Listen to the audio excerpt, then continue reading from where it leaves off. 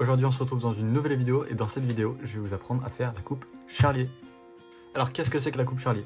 Eh ben en fait c'est une coupe somme toute assez basique, sauf qu'elle se fait à une seule main, c'est-à-dire elle va juste être comme ceci.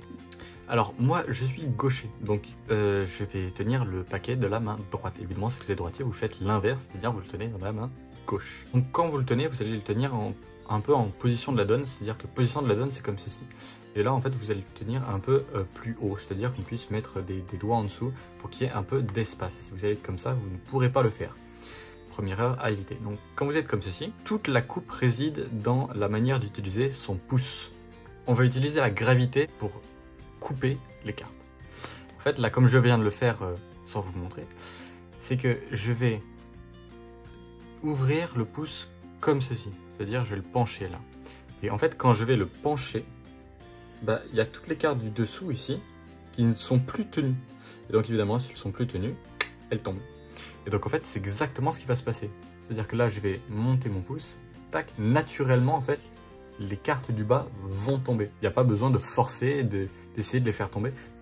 Tout ça, ça va se faire naturellement. Et ce que vous allez faire, c'est que vous allez couper là, vous allez laisser tomber, allez, environ de la moitié du paquet. Là vous voyez c'est pas trop la moitié, c'est plutôt un tiers, bon bref. Essayez de le faire à peu près équitablement. Voilà, comme ceci. Et en fait, après, avec l'index, là, vous allez pousser le paquet comme ceci. Et après, ça va tomber. Donc je le refais. Étape 1, on laisse tomber la moitié du paquet. Étape 2, on pousse. Et quand on pousse, on tient bien les deux paquets. Le paquet à tenir le plus important, c'est toujours celui qui est là. Vous le tenez toujours avec les 3 doigts. Et vous allez monter avec l'index. Tac. Une fois arrivé à ce point-là, que le point un petit peu critique, vous allez un peu lâcher les doigts ici pour que le paquet du dessus se décale un tout petit peu. Vous voyez, là on va apercevoir les cartes, ça veut dire qu'il se décale, elle est de 6 mm, 7 mm. Et vous allez le laisser tomber en décalant encore plus. Et donc là après, on enlève le doigt en dessous. Alors comment ça se passe d'un point de vue assez latéral? Ça va être comme ça. Ce qui va se passer, vous allez faire ça en décalant. Là, et le jeu va tomber ici. Et en fait, vraiment, avec l'index, vous allez replier l'index. Comme ceci, en fait. Tac. Donc, quand vous êtes là, et donc là, après, vous n'avez plus rien à faire.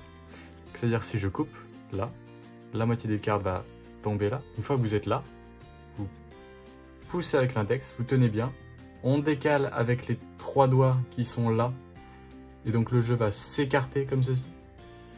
Et après, ça va tomber. Et vous refermez l'index. Et naturellement, ça va se refermer. Ça tombe, point critique, je laisse tomber et je referme. Pour vous donner une idée de concret, parce que personne ne le fait sur YouTube, pour apprendre à bien le faire, comme ça, il faudrait au minimum, au grand minimum, 1h30, 2 heures. Après, si vous voulez vraiment très bien le travailler, il y a d'autres variantes où on coupe comme ça, on tourne le jeu, qui demande beaucoup plus d'apprentissage et de temps. Mais disons que pour faire la coupe Charlier basique comme ceci, il faut au minimum 2 heures de travail. Donc sur ce, j'espère que vous avez aimé cette vidéo. Et donc on se retrouve dans une prochaine vidéo. Salut!